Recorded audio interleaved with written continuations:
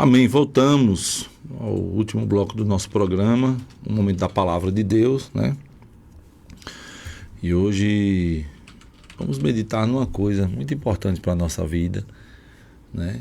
Que Paulo vai falar em Efésios 2, capítulo 2, de verso de 1 a 10, a obra de Deus por nós, né? E esse capítulo 2 de Efésios mostra a história do plano de Deus, a vida do seu povo, né? Esse plano maravilhoso de Deus, né, é a ressurreição espiritual dos crentes. E eu vou ler para vocês o capítulo 2 de Efésios, né, dos versos de 1 a 10. Ele lhes deu vida quando vocês estavam mortos em suas transgressões e pecados, nos quais vocês andaram no outro tempo, segundo o curso deste mundo, segundo o príncipe da potestade do ar, do espírito que agora atua nos filhos da desobediência. Entre eles também nós todos andamos no passado, segundo as inclinações da nossa carne, fazendo a vontade da carne e dos pensamentos, e éramos por natureza filhos da ira, como também os demais.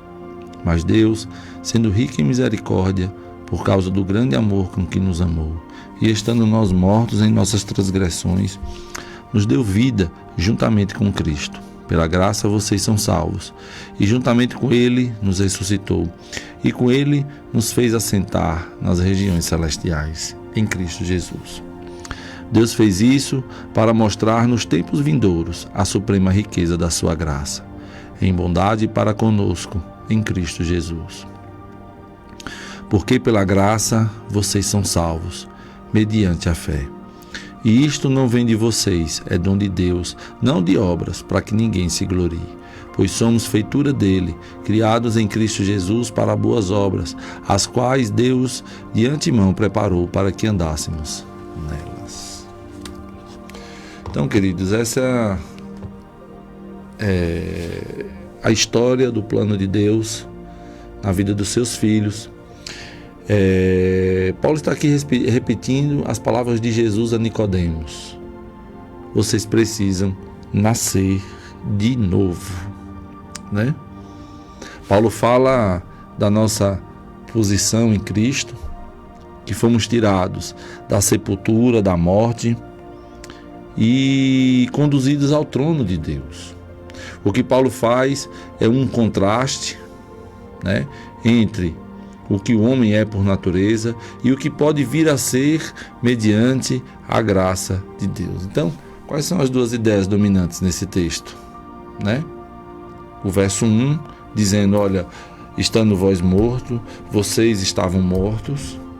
E aí no verso 4 e 5 dizendo o seguinte, olha, e ele vos deu vida. Ele, Deus, vos deu vida. Então tem esse contraste, né? Essas duas ideias aí dominantes nesse texto. Os versos de 1 a 3 falam da nossa condição, da nossa vida, né, antes de Jesus, né? Qual é a nossa situação, qual é a situação daquelas pessoas que não têm Jesus, né? E esse texto é uma espécie de biografia espiritual, contando como vivíamos antes de conhecer o Evangelho de Cristo e o que nos tornamos em Cristo Jesus. E Paulo fala das 4 grandes obras que Deus, né, realizou na vida do homem, né? A primeira obra, né, que a gente vê não é uma obra de Deus, mas a obra do pecado contra nós, né? Os versos 1 a 3 nos mostra que a condição do homem, queridos, é desesperadora sem Deus, né? E esse é um retrato da condição universal humana.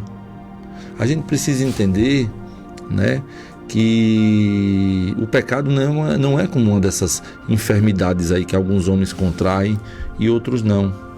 É algo em que todo ser humano está envolvido e de que todo ser humano é culpado. E Paulo mostra aí 4 fatos dramáticos a respeito do homem antes da sua conversão. O verso 1 diz aí, olha, ele lhes deu vida quando vocês estavam mortos em suas transgressões e pecado. Então, queridos, o que é que a gente entende aqui? Que o homem não regenerado pode levar uma vida decente, ser um bom cidadão, um bom pai, uma boa mãe, um bom filho. Os pecadores podem fazer o bem àqueles que lhe fazem bem. O que ele não possui é vida espiritual. E Paulo fala aqui, queridos, não é de uma morte comum, mas de uma morte espiritual. O homem é incapaz de entender e apreciar as coisas espirituais. Ele não possui vida espiritual. Ele nem pode fazer nada que possa agradar a Deus, né? E a gente olha no texto que a causa dessa morte é os pecados e as transgressões. O homem também é desobediente. Diz o verso 2, nos quais vocês andaram no outro tempo, segundo o curso deste mundo, segundo o príncipe da potestade do ar, do espírito que agora atua nos filhos da desobediência. Entre eles também nós todos andamos no passado, segundo as inclinações da nossa carne, fazendo a vontade da carne e dos pensamentos. E éramos, por natureza, filhos da ira, como também os demais. Então, as três forças que levam o homem a essa desobediência é o mundo, o diabo e a carne. O mundo não é o sinônimo da natureza criada por Deus. O mundo é o sistema que pressiona cada pessoa para se conformar aos seus valores. Não vos conformeis com esse mundo, né? Mas sejam renovados, né? A sua mente seja renovada. É isso que o apóstolo Paulo fala em Romanos 12, 2, né? Que a gente precisa dessa renovação, né? Não se conformar com os padrões desse mundo, mas deixando Deus transformar, né, pela uma renovação da mente, para que possamos experimentar a boa, agradável, perfeita vontade de Deus, né? E o apóstolo João também é enfático. Na sua primeira carta de João, capítulo 2, versos 15 e 17, dizendo que quem ama o mundo não pode amar a Deus. Então, queridos, a gente sabe que o homem tem essas três forças: o mundo, o diabo também é outra força, e a carne. O diabo é um inimigo invisível, porém real. Ele não dorme, não tira férias. Não podemos subestimar seus desígnios, né? Não podemos brincar, não podemos fingir que ele não existe, né? Nós precisamos combater o nosso inimigo. O apóstolo Paulo, escrevendo essa carta aos Efésios, lá no capítulo 6, ele diz que a nossa luta não é contra carne nem sangue, né? Ele diz, olha, a nossa luta não é contra pessoas, mas contra principados, potestados, dominadores deste mundo tenebroso, contra as forças do mal nas regiões celestiais. Então, a gente precisa, sabe, lembrar disso. Não podemos subestimar o nosso inimigo. E também fala da carne. A carne não é o nosso corpo, mas a nossa natureza caída, com a qual nascemos e que deseja controlar nossa mente e o nosso corpo, levando-nos a desobedecer a Deus. Então, queridos, há um impulso em nosso interior para fazer o mal. É da natureza do homem, a natureza pecaminosa. Praticamos o mal porque a inclinação do nosso coração é toda para o mal. O homem não pode mudar a sua natureza, mas Deus pode, né? Então, Paulo ele lista aí nos versos de 1 a 3 essa situação do homem, dizendo o seguinte: olha, a obra do pecado contra nós, né? E o homem está morto, o homem é desobediente, o homem também, ele fala, é depravado, como diz aí no verso 3, né? Andamos no passado segundo as inclinações da carne, fazendo a vontade da carne e dos pensamentos, e éramos por natureza filho da ira, né? O homem não convertido vive para a vontade. Você já percebeu que a pessoa natural ela vive para agradar a vontade da carne e os desejos do pensamento? Suas ações são pecaminosas porque seus desejos são pecaminosos. A gente precisa entender isso. Queridos, olha, a maior necessidade da humanidade é dessa obra de Deus, né? Da obra da salvação. O que Jesus disse a Nicodemos precisa ser uma verdade na vida das pessoas. Vocês precisam nascer de novo. Sem a obra de Deus, o homem é escravo do pecado. O incrédulo, ele se sensibiliza com as causas sociais, ele compadece-se, ele até ajuda as pessoas, mas ele não pratica obras com reconhecimento de que são para a glória de Deus, nem como gratidão pela salvação. Então o que é que Paulo está dizendo? Olha, o homem natural, o homem carnal, ele ajuda, ele faz as coisas, ele pode até fazer o bem, mas ele não pratica essas obras com reconhecimento, reconhecendo que são para a glória de Deus, nem como gratidão pela salvação. Mas o homem está condenado. Diz aí o texto, né, que éramos por natureza filhos da ira, como também os demais. O homem não convertido por natureza é filho da ira e pelas obras é filho da desobediência. A incrédula não salva, mas já está condenado. A parte de Cristo, o homem está morto por causa do pecado, escravizado pelo mundo, pela carne e pelo diabo. A gente precisa falar essa verdade, sabe? Olha, há um juízo de Deus, né? Deus está chamando você, né? Não é a sua bondade, como a gente viu, não é suas obras, sabe? Você precisa de um encontro com Jesus, né? Como aconteceu na vida de todos nós. Mas ele faz essa biografia, esse raio-x da vida do homem sem Deus, mas no verso 4, ele sinaliza uma mudança na situação. Ele faz a frase do verso 4, a mais importante dessa passagem. Ele diz, mas Deus. E o Evangelho, queridos, se resume a isso. A situação do homem era morto, era escravo do pecado, debaixo da ira de Deus. Paulo agora contrasta o que somos por natureza com o que somos pela graça. A condição humana com compaixão divina, a ira de Deus com o amor de Deus. Antes, eles eram objeto da ira de Deus, agora são beneficiários de sua misericórdia. O que Paulo está dizendo é o seguinte, olha, a situação do homem era desesperadora sem Deus, o homem era um depravado, o homem era desobediente, o homem estava condenado, o homem estava morto, mas Deus fez alguma coisa, queridos. Deus fez alguma coisa. E o que Deus fez? Primeiro, Deus nos amou. O verso 4 diz, mas Deus, sendo rico em misericórdia, por causa do grande amor com que nos amou. E a gente sabe que, por natureza, Deus é amor. Mas o amor de Deus na relação com os pecadores, ela transforma-se em graça, em misericórdia. E Deus, ele é rico em misericórdia, como diz o verso 4. Deus sendo rico em misericórdia. Deus é rico em graça.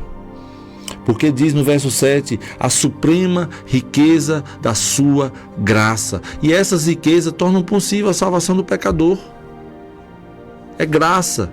É a misericórdia de Deus.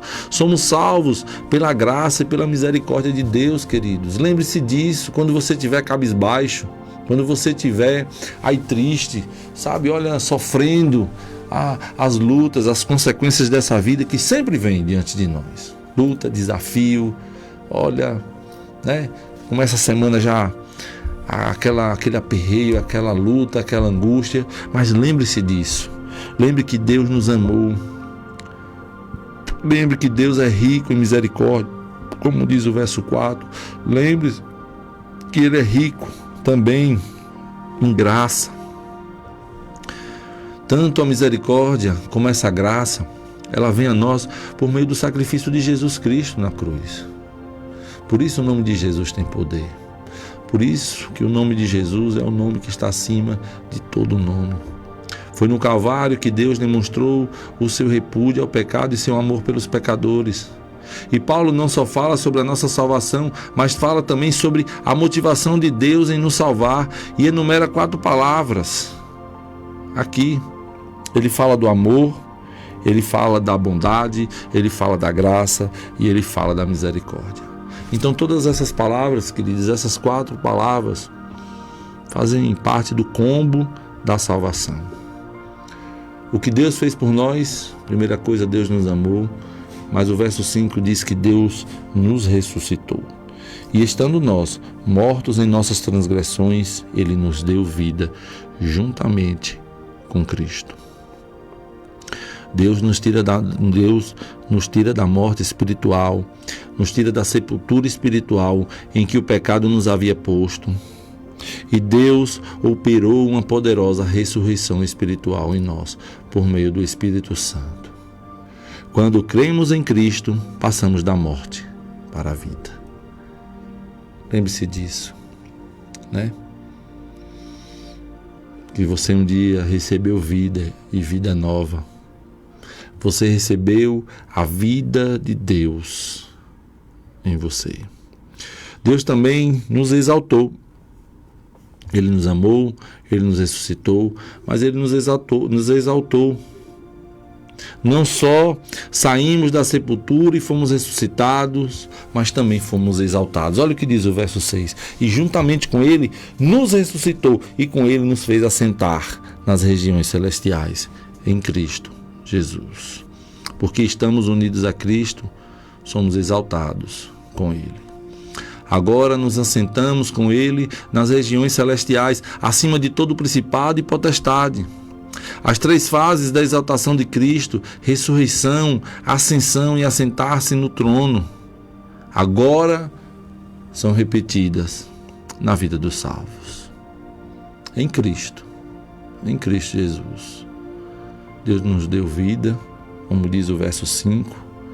O verso 6, a parte A diz que Ele nos ressuscitou, e a parte B diz que Ele nos fez assentar nas regiões celestiais. E a última obra de Deus por nós é que Ele nos guardou. Os versos 7 a 9 diz: Deus fez isso para mostrar nos tempos vindouros a suprema riqueza da sua graça, em bondade para conosco em Cristo Jesus. Porque pela graça vocês são salvos, mediante a fé, e isto não vem de vocês, é dom de Deus, não de obras, para que ninguém se glorie. Então, meus irmãos, o último propósito de Deus em nossa salvação é que por toda a eternidade a igreja possa glorificar sua graça. A meta principal de Deus na nossa salvação, qual é? A sua própria glória. Concordo com John Stott quando diz que não podemos nos encher no céu como pavões. Sabe por quê? Porque o céu está cheio das façanhas de Cristo e dos louvores de Deus. Realmente, haverá uma demonstração no céu, mas não uma demonstração de nós mesmos, mas sim uma demonstração da incomparável riqueza da graça, da misericórdia, da bondade de Deus por meio de Jesus Cristo. Lembre-se disso. A salvação é um presente de Deus para você, não é uma recompensa. Não é algo que você fez, não é o que você faz na igreja, o trabalho, as suas lutas. Olha, eu tenho servido tanto, eu tenho feito, eu tenho dizimado, eu tenho feito isso. Não é nada disso. É presente, é graça, é favor imerecido. Não merecíamos isso. Então lembre-se, não é recompensa. Sabe? Certa feita perguntaram a uma mulher romana: onde estão as suas joias? Ela chamou seus filhos e, apontando para eles, disse: eis aqui as minhas joias. Isso nos ensina. Somos as joias preciosas de Deus. Somos os troféus da sua graça. E para reforçar a declaração positiva de que fomos salvos somente pela graça de Deus, por meio da confiança em Cristo, Paulo ele vai e acrescenta 2 negações nesse texto que se equilibram. Aí no verso 8, na parte B, ele diz: olha, e isto não vem de vós, é dom de Deus. A segunda é: não vem das obras, para que ninguém se orgulhe. No verso 9. É por isso que a salvação não pode ser pelas obras. Sabe por quê, queridos? Porque a obra da salvação já foi plenamente realizada por Cristo na cruz. Não precisa fazer mais nada. Precisa crer, precisa aceitar, precisa receber, precisa obedecer. A gente não precisa acrescentar mais nada a essa obra completa de Cristo. Tem muitas pessoas que querem acrescentar alguma coisa, fazer alguma coisa, apresentar folha corrida, um currículo, dizendo: olha, faça isso, você precisa fazer aquilo, você precisa fazer isso. Não precisa de nada disso. Você só precisa crer. Você só precisa daquela experiência que o apóstolo Paulo fala lá em Gálatas, mas fala também em Romanos: andar no Espírito. O que você precisa, queridos, é somente de uma coisa. É você começar a entender que você não depende mais de você, que agora, de hoje em diante, você depende de Cristo. Você depende do poder de Jesus. Pela graça somos salvos. Tanto a fé como a salvação são dádivas de Deus. E eu costumo dizer que a salvação é uma coisa, é o que a gente vê dos versos 1 a 3, a nossa condição desesperadora sem Deus. Mas eu costumo dizer que a salvação é o seguinte: um dia a gente estava andando sozinho nessa caminhada, contando com as nossas forças, andando, querendo vencer na força do nosso braço, mas de repente, um dia, pela fé, pela graça, você começou a andar acompanhado com Jesus Cristo. A salvação é pela graça, mas também por meio da fé. E isso é fé. Creia que Jesus está com você todos os dias e você precisa tomar posse disso, sabe? É graça que nos salva pela instrumentalidade da fé.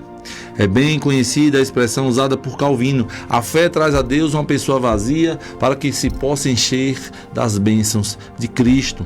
É muito importante ressaltar que Paulo não está falando de qualquer tipo de fé. E olha, a fé não é pensamento positivo, né? Eu vou pensar aqui e de tanto eu pensar vai acontecer, né? Se fosse assim, meu time todo ano era campeão. Todo jogo ganhava. Não é fé nos nossos ídolos, não é fé nos nossos ancestrais, nos nossos parentes, não é essa confissão positiva, não é nos nossos méritos, mas é fé em Jesus Cristo, o Salvador. Lembre-se disso. É fé em Cristo, é fé em Jesus, é essa confiança que você não está mais sozinho. Mas Deus, Ele fez uma obra em nós. E o verso 10 diz: pois somos feitura dele. E essa palavra grega, feitura, é poemia, que quer dizer poema. E essa palavra é muito bonita, essa frase, feitura dele. Porque fala o seguinte, queridos: olha, nós somos um poema, somos a obra de arte de Deus, e Deus vai pintando a nossa história, sabe? A obra-prima do Todo-Poderoso. Porque no dia que você entregou a sua vida a Jesus, olha, Jesus começou a mudar a sua história. A salvação é a nova criação de Deus. Não criamos a nós mesmos, não produzimos vida em nós mesmos. A salvação, ela é uma obra exclusiva de Deus por nós e em nós. E eu quero dizer para você hoje, em nome de Jesus, Deus está trabalhando em sua vida. Se você está aqui me ouvindo hoje, é porque Deus está trabalhando na sua vida, né? Essa história não chegou ao fim. E hoje você pode colocar uma vírgula e recomeçar a sua história. Não bote um ponto final. Coloque uma vírgula. Ele ainda não terminou de escrever o último capítulo da nossa vida. Nós precisamos trabalhar, nós precisamos servir, nós precisamos fazer a vontade de Deus. E o seu propósito eterno não é só nos levar para a glória, mas nos transformar à imagem do Rei da Glória. Muitas pessoas olharam para Abraão e viram um velhinho, um senhor, sênio, sonhando em ser pai aos 100 anos de idade, Mas Abraão acreditou contra toda a esperança e tornou-se um gigante na fé. Somente o pai de todos os que creram. Para muitos, Moisés era um louco, desvairado. Imagina deixar o palácio, as regalias, as riquezas do Egito, para esperar uma recompensa espiritual e eterna. Mas ele abdicou dos tesouros da terra para ser um visionário celestial e tomar posse da cidade construída não por mãos de homem, mas cujo arquiteto e fundador é Deus. Muitos olharam para Pedro apenas como um pescador rude, uma pedra bruta, mas Jesus fez dele uma joia preciosa, lapidada e rica para o seu reino. Olha, queridos, Deus também está esculpindo em nós o caráter de Cristo pelo poder do Espírito Santo. Deus quer usar você. Abra seu coração. O cinzel que Deus usa para nos transformar é a sua palavra. Continue meditando na sua palavra. Esse mesmo poder que tirou você da sepultura, da morte, e lhe deu vida espiritual, pode agora, hoje, agora, nesse momento, santificar a sua vida para que você possa ser uma pessoa, ser um belo poema para Deus. Eu quero dizer para você, se nada tem acontecido na sua vida, ore ao Senhor. Às vezes Deus está trabalhando na sua vida. Antes de trabalhar por ser um intermédio, Deus quer trabalhar na sua vida. Às vezes Deus está te chamando para alguma coisa, para fazer alguma coisa. Deus pegou Moisés, trabalhou 80 anos na vida dele, no deserto, para depois usá-lo por 40 anos. Deus trabalhou em José antes de levá-lo ao trono do Egito. Deus, ele treinou Davi no deserto antes de pô-lo no trono de Israel. E olha, o verso 10, aí a parte B termina aí dizendo: as quais Deus de antemão preparou para que andássemos nelas, e criados em Cristo Jesus para as boas obras. Eu quero dizer que para você que não fomos salvos pelas boas obras, mas para as boas obras. É só pela fé que somos justificados, mas a fé que justifica jamais vem sozinha. Não somos salvos pela fé, mas as obras, mas pela fé que produz obras. Em relação à salvação, as obras são resultado e não a causa. Nossas obras não nos levam para o céu, mas vamos levar as nossas obras para o céu. E quais são as suas obras, suas boas obras? O que é que você tem para apresentar ao Senhor? Essa é a grande pergunta, em nome de Jesus. Amém? Então que Deus abençoe vocês, viu? Que Deus proteja vocês. Estamos encerrando o nosso programa Reconciliação e Graça. Quero mandar um abraço para todos os ouvintes. E até a próxima segunda-feira estaremos de volta com mais um programa Reconciliação e Graça, trazendo muita coisa de Deus para a sua vida. Que Deus abençoe você. Espero que você tenha sido edificado hoje, nesse dia maravilhoso, né? E o que eu desejo para você, querido ouvinte, é uma semana abençoada. Deus abençoe vocês.